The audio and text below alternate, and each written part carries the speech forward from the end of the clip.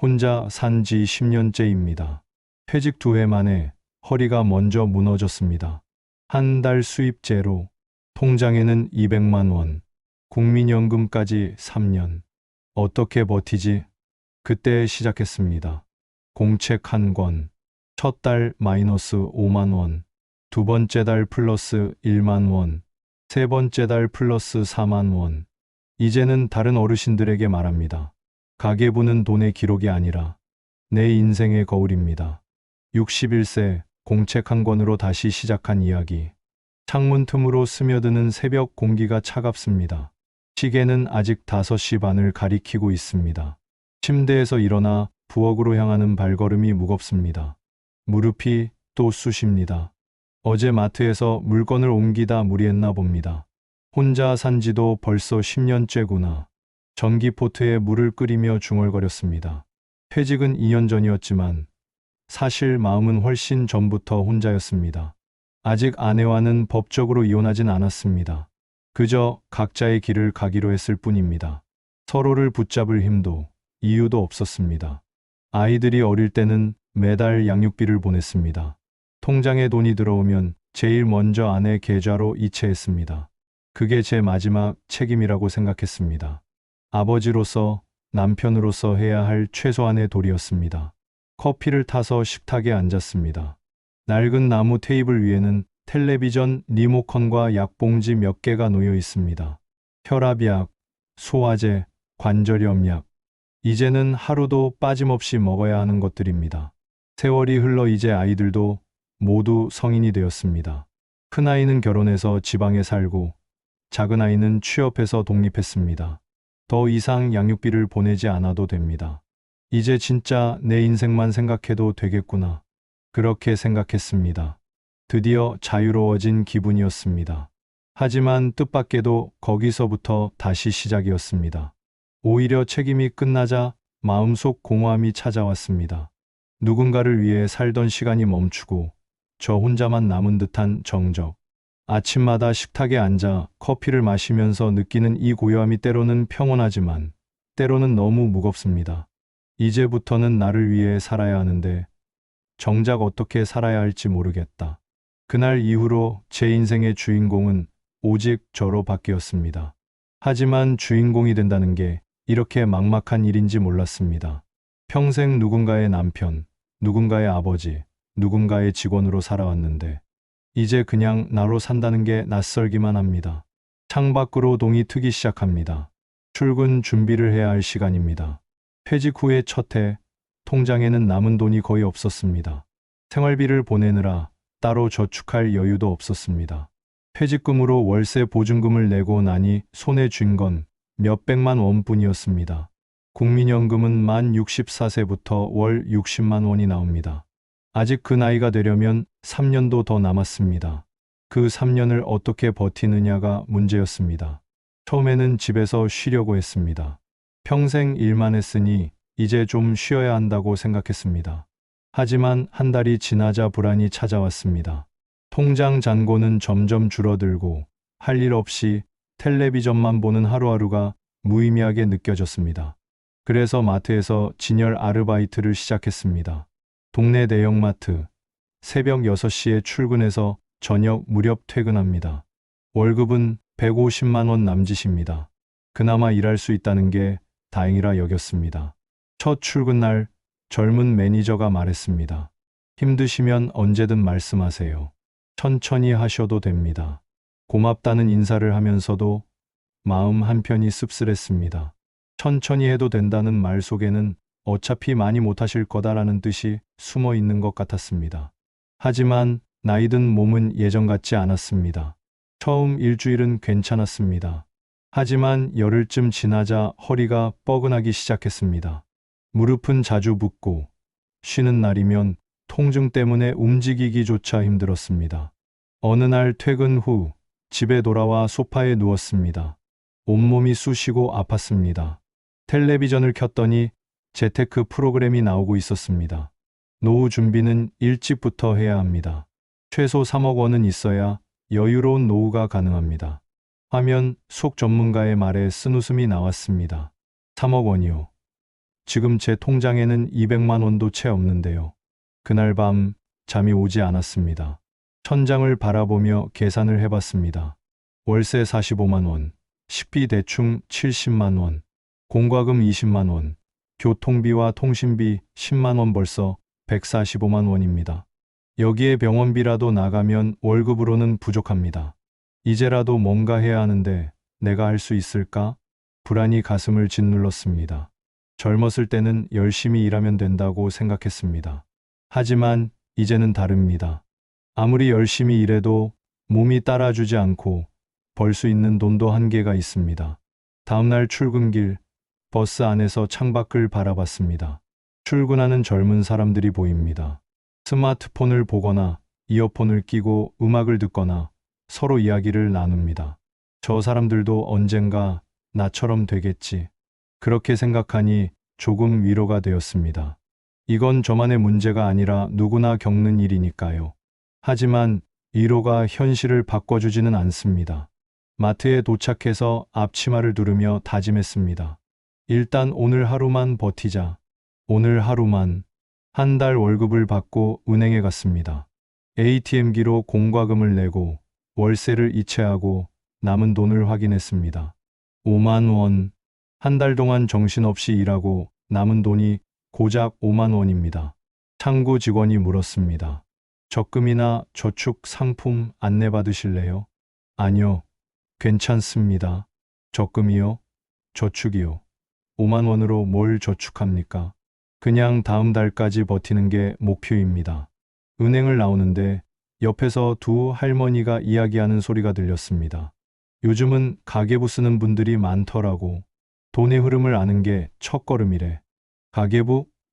그거 옛날 사람들이나 쓰는 거 아닌가? 아니야. 요즘도 쓰는 사람 많아. 복지관에서 배웠는데 생각보다 도움이 되더라고. 가계부. 그 단어가 마음에 걸렸습니다.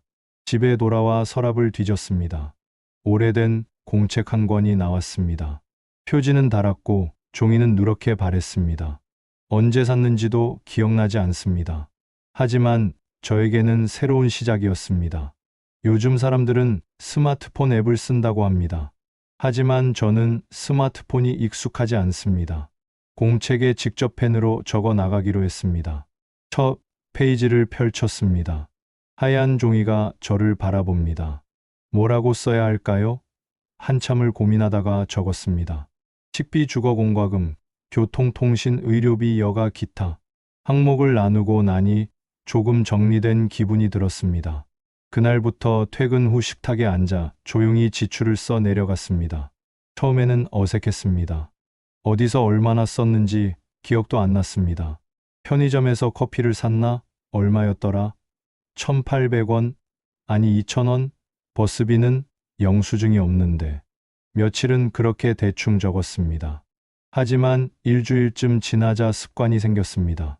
물건을 살 때마다 영수증을 챙기고 현금을 쓸 때는 바로 메모했습니다. 공책에 적힌 숫자들을 보니 신기했습니다.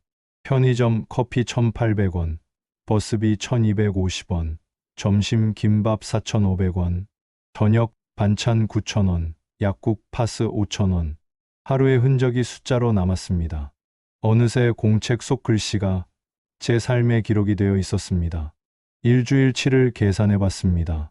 식비 15만 원, 교통비 2만 원, 잡비 3만 원. 이런 식이면 한 달에 대충 140만 원은 나갑니다. 수입 150만 원에서 140만 원을 쓰면 10만 원이 남습니다. 10만 원이라도 남는구나. 작은 희망이 보였습니다. 공책 첫 장 여백에 한 문장을 적었습니다. 돈이 어디로 흘러가는지 알면 인생이 보인다. 이 문장을 쓰면서 마음속에 작은 변화가 싹 텄습니다. 불안이 조금 줄어든 것 같았습니다. 여전히 돈은 부족하지만 적어도 어디로 새는지는 알게 되었습니다.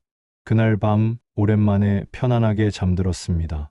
가계부를 쓴 지 2달째 되던 여름, 마트에서 사고가 났습니다.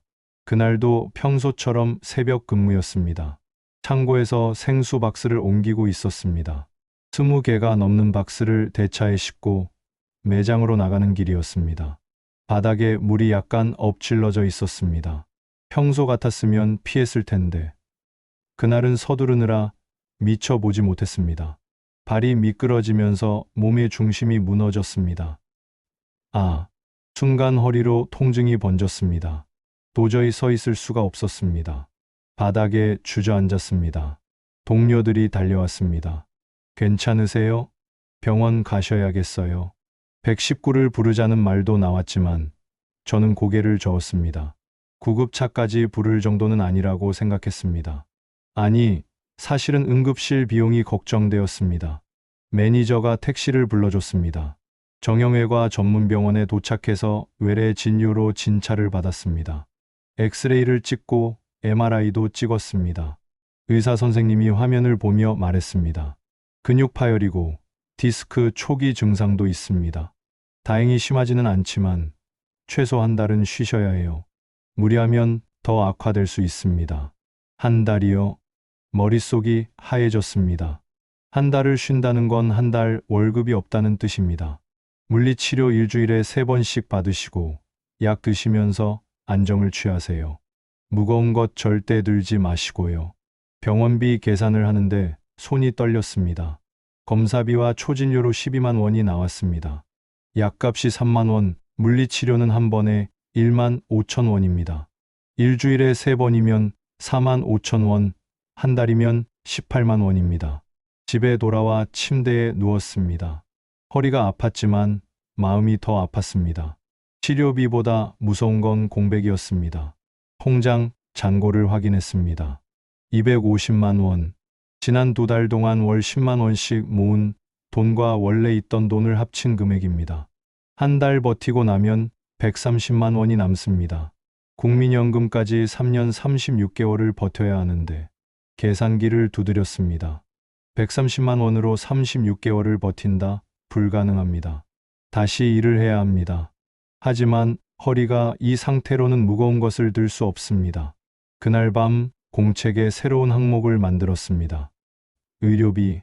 그동안은 노후 생활비를 단순히 식비와 월세 중심으로만 잡아왔습니다. 가끔 병원 가는 건 기타에 넣었습니다. 하지만 이제는 달랐습니다. 61세, 아직 국민연금을 받으려면 3년이나 남았습니다. 이 3년을 어떻게 버티느냐에 따라 64세 이후의 삶이 달라질 것 같았습니다. 공책에 적었습니다. 앞으로 생활비 중 최소 15%는 의료비로 남겨두자. 무리해서 다치면 더 큰 돈이 나간다. 그 한 달은 힘들었지만 큰 깨달음의 시간이었습니다. 공책 속의 숫자들이 단순한 돈의 기록이 아니라 제 몸과 인생의 신호라는 걸 비로소 느꼈습니다. 물리치료를 받으러 가는 길, 병원 대기실에서 비슷한 나이대의 어르신들을 많이 만났습니다. 다들 무릎, 허리, 어깨, 어디 하나씩은 아픈 곳이 있었습니다. 한 할아버지가 말했습니다. 우리 나이엔 아픈 게 일상이지. 그래도 관리하면서 살아야지 뭐. 그 말이 위로가 되었습니다. 저만 아픈 게 아니구나. 우리 모두 늙어가고 있구나. 한 달의 치료와 휴식 끝에 다시 일터로 복귀했습니다. 아니, 정확히는 새로운 일터를 찾았습니다. 마트 매니저에게 전화했습니다. 죄송합니다. 허리 때문에 무거운 것을 들기가 힘들어서요. 계속 일하기 어려울 것 같습니다. 괜찮습니다. 건강이 제일 중요하죠. 쾌차하세요. 매니저는 이해해줬지만 마음은 무겁습니다. 일을 그만둔다는 건 수입이 끊긴다는 뜻입니다. 구청 일자리 센터에 갔습니다. 상담사가 물었습니다. 어떤 일을 찾으세요? 허리가 안 좋아서 무거운 것은 못 듭니다. 앉아서 할 수 있는 일이 있을까요? 나이와 조건을 고려하면. 상담사는 컴퓨터를 두드리며 몇 가지를 추천해 줬습니다. 아파트 경비, 주차 관리, 환경미화. 대부분 월급이 150만 원 전후였습니다. 학교 급식실 보조는 어떠세요? 설거지하고 식판 나르는 일인데 오전 8시부터 오후 2시까지입니다. 월급은 110만 원 정도고요. 110만 원이요? 네, 시간이 짧아서 좀 적죠. 하지만 체력적으로 무리가 덜 갑니다. 고민했습니다. 150만 원에서 110만 원으로 줄어드는 건 큰 차이입니다. 하지만 허리 생각하면 무리할 수 없습니다. 해보겠습니다. 일주일 후 동네 초등학교 급식실에서 일을 시작했습니다. 처음엔 낯설었습니다. 아이들 식판을 닦고 식기를 정리하고 바닥을 청소하는 일. 하지만 무거운 것을 들지 않아도 되니 허리가 편했습니다. 무엇보다 좋은 건 시간이었습니다. 오후 2시면 일이 끝나니 오후 시간을 자유롭게 쓸 수 있었습니다. 첫 월급을 받고 집에 돌아와 공책을 펼쳤습니다. 수입 110만 원. 이전보다 40만 원이 줄었습니다. 공책에 적힌 고정 지출을 보니 걱정이 됩니다.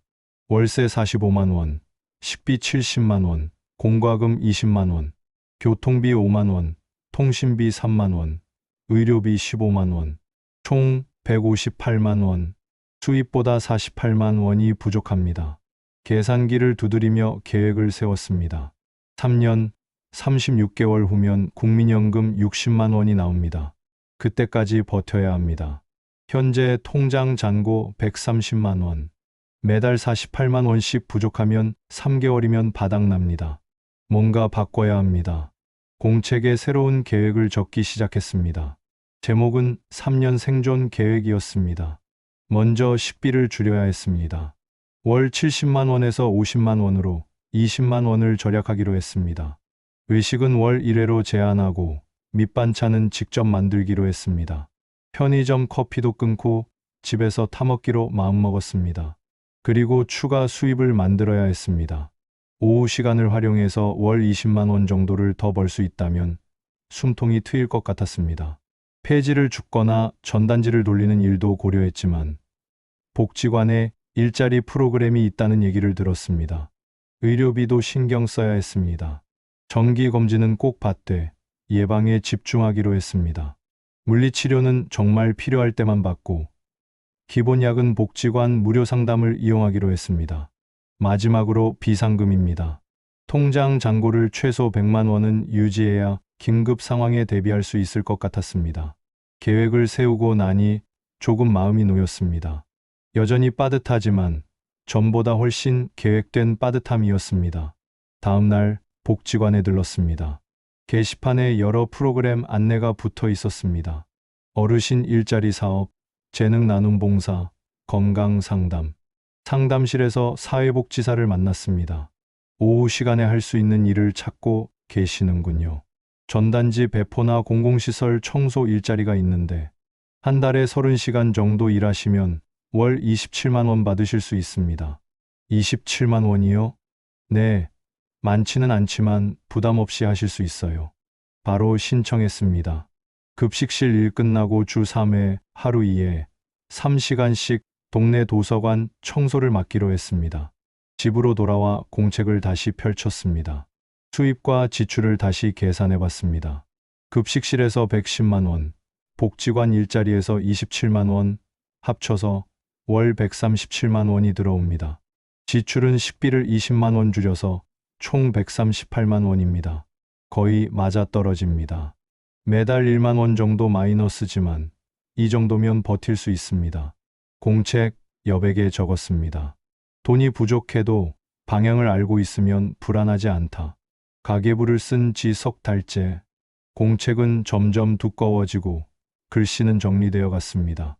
매일 저녁 식탁에 앉아 그날의 지출을 적는 게 습관이 되었습니다. 마치 일기를 쓰듯이 식비를 줄이기 위해 장보는 방식을 바꿨습니다. 전에는 그때그때 필요한 것을 샀습니다. 편의점에 들러 김밥 하나, 컵라면 하나 사 먹는 식이었습니다. 하지만 이제는 일주일에 한 번 전통시장에 갑니다. 시장 상인들과 친해지니 좋은 점이 많았습니다. 어르신, 이거 조금 흠집 있는데 싸게 드릴게요. 오늘 이거 많이 남았어요. 2개 사시면 하나 더 드릴게요. 한 번 장을 보면 3만 원 정도 듭니다. 배추, 무, 감자, 양파, 달걀, 두부, 고등어 일주일 먹을 재료를 삽니다. 집에 와서 김치를 담그고 밑반찬을 만들어 냉장고에 넣어둡니다. 처음엔 서툴렀습니다. 젊었을 때 요리를 해본 적이 없었으니까요. 하지만 유튜브를 보며 하나씩 배웠습니다. 된장찌개, 김치찌개, 계란말이, 나물 무치기 간단한 것들입니다. 편의점 커피도 끊었습니다. 하루 한 잔씩 사 먹으면 월 5만 원이 넘게 나갑니다. 대신 집에서 믹스커피를 타 먹습니다. 한 박스에 1만 원이면 한 달을 마실 수 있습니다. 통신비도 줄였습니다. 스마트폰 요금제를 저렴한 것으로 바꿨습니다. 월 5만 원에서 3만 원으로. 영상을 많이 보지 않으니 데이터가 적어도 괜찮았습니다. 병원도 계획적으로 다니기 시작했습니다. 아프기 전에 미리 예방하는 게 중요하다는 걸 배웠습니다. 복지관에서 하는 무료 건강 상담을 이용하고 혈압약이나 소화제 같은 기본약은 복지관에서 저렴하게 구입했습니다. 한 달에 한 번, 월말이 되면 정산을 했습니다. 3월이 끝나고 계산해 보니 5만 원이 부족했습니다. 예상보다 병원비가 조금 더 나갔기 때문입니다. 하지만 크게 걱정하지 않았습니다. 통장에 여유가 있었으니까요. 4월에는 달랐습니다. 식비, 절약이 효과를 보기 시작했습니다. 시장에서 장을 보고 집에서 밥을 해 먹으니 확실히 돈이 덜 들었습니다. 그 달은 1만 원이 남았습니다. 처음으로 흑자를 본 달이었습니다. 5월에는 더 좋았습니다. 습관이 완전히 자리 잡았습니다. 편의점에 들르지 않고 불필요한 지출을 줄이니 4만 원이 남았습니다. 조금씩 나아지고 있었습니다. 남는 돈은 많지 않았지만 그 몇만 원이 주는 뿌듯함은 컸습니다. 그건 단순한 숫자가 아니라 제가 제 인생을 관리하고 있다는 증거였습니다. 어느 날 저녁 공책 첫 장을 다시 펼쳤습니다. 처음 썼던 문장이 보였습니다. 돈이 어디로 흘러가는지 알면 인생이 보인다. 그 아래 새로운 문장을 적었습니다. 가계부는 절약이 아니라 내 삶의 리듬이다. 급식실 일을 하면서 아이들을 보는 게 즐거웠습니다. 밥을 먹으며 웃고 떠드는 모습, 식판을 들고 감사합니다. 인사하는 모습. 어떤 아이가 물었습니다. 할아버지, 여기서 일하면 재미있어요? 응, 재미있단다. 너희 보면 힘이 나거든. 아이가 웃으며 뛰어갔습니다. 도서관 청소를 하면서는 책을 보는 시간도 생겼습니다. 청소가 끝나고 30분 정도 여유가 있으면 의자에 앉아 책을 읽었습니다. 경제 서적, 건강책, 에세이 젊었을 때는 읽을 시간이 없었던 책들입니다. 한 권의 책에서 이런 문장을 읽었습니다. 가난은 돈이 없는 게 아니라 계획이 없는 것이다. 공책에 그 문장을 옮겨 적었습니다. 저는 이제 가난하지 않습니다. 돈은 적지만 계획이 있으니까요. 64세까지 3년을 버티겠다는 목표가 있으니까요. 그날 밤 공책을 덮으며 미소를 지었습니다. 처음으로 미래가 두렵지 않았습니다. 가계부를 쓴 지 1년이 지났습니다. 공책 한 권이 다 차서 두 번째 공책을 시작했습니다. 이번 공책은 문구점에서 새로 샀습니다. 깨끗한 표지, 하얀 종이. 첫 번째 공책보다 훨씬 정갈하게 적어 나갔습니다. 통장 잔고를 확인했습니다. 180만 원. 1년 전 130만 원에서 50만 원이 늘었습니다. 매달 적자를 면하고 조금씩이라도 모은 결과입니다. 앞으로 2년만 더 버티면 된다. 이제 62세입니다. 만 64세가 되면 국민연금 60만 원이 나옵니다. 그때까지만 견디면 됩니다. 급식실 일과 복지관 일자리에 국민연금을 합치면 월 197만 원입니다. 공책에 미래 계획을 적었습니다. 64세 이후의 생활을 상상하며 숫자를 채워나갔습니다. 수입은 세 가지입니다. 급식실에서 110만 원, 복지관에서 27만 원, 국민연금 60만 원. 합치면 197만 원입니다. 지금보다 60만 원이 늘어나는 셈입니다. 지출은 어떻게 될까요? 월세와 식비, 공과금은 지금과 비슷할 것 같습니다. 하지만 나이가 들수록 의료비는 더 늘어날 겁니다. 지금 15만 원에서 20만 원 정도로 잡았습니다. 그리고 여유자금으로 20만 원 정도는 남겨두고 싶었습니다.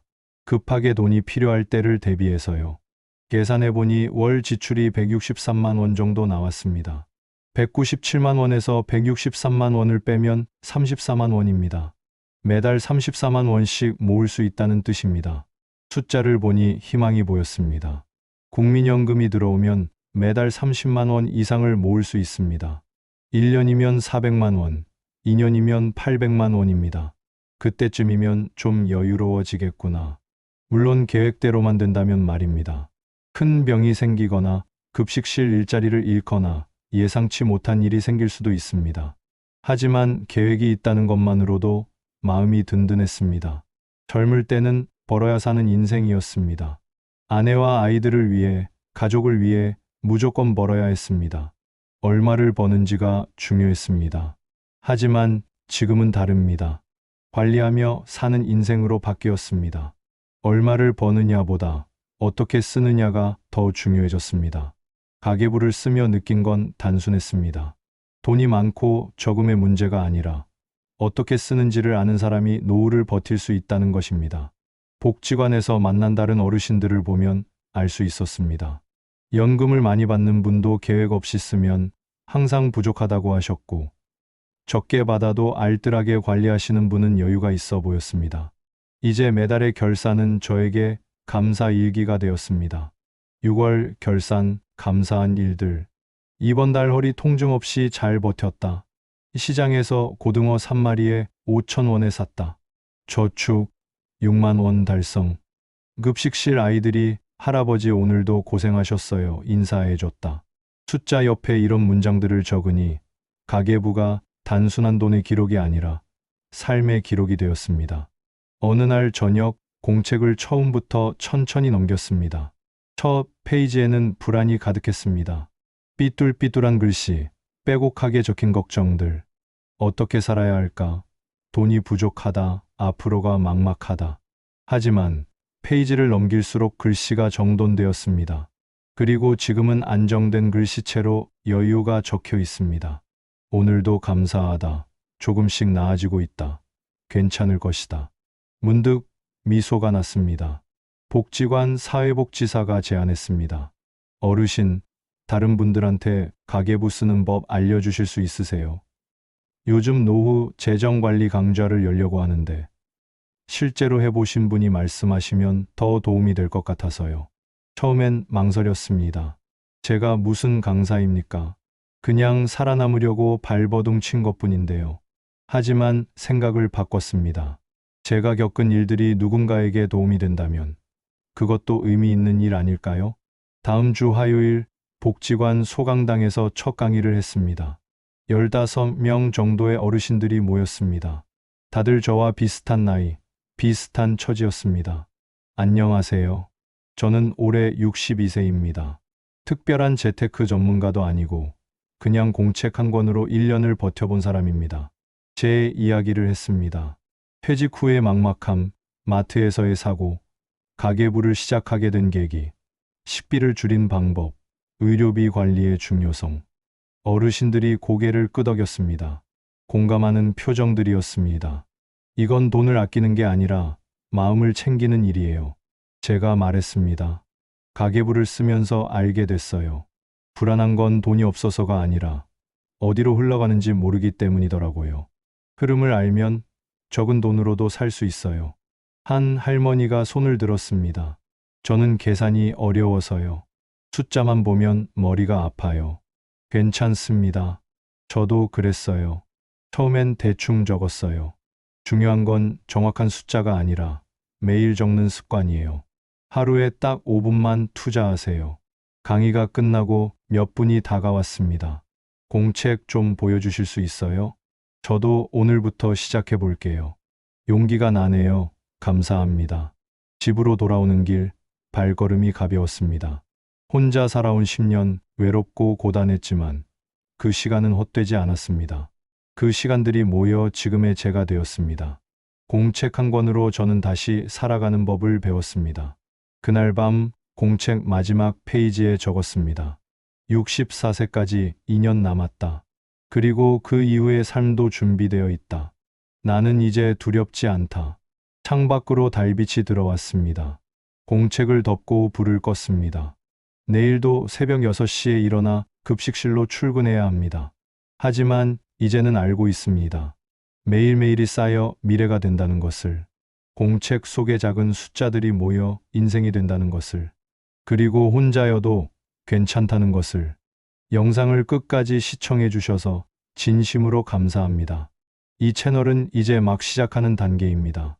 지금 구독하시면 초창기 구독자로서 함께 성장하는 특별한 경험을 하실 수 있어요. 여러분의 구독 하나하나가 더 좋은 콘텐츠를 만드는 큰 힘이 됩니다.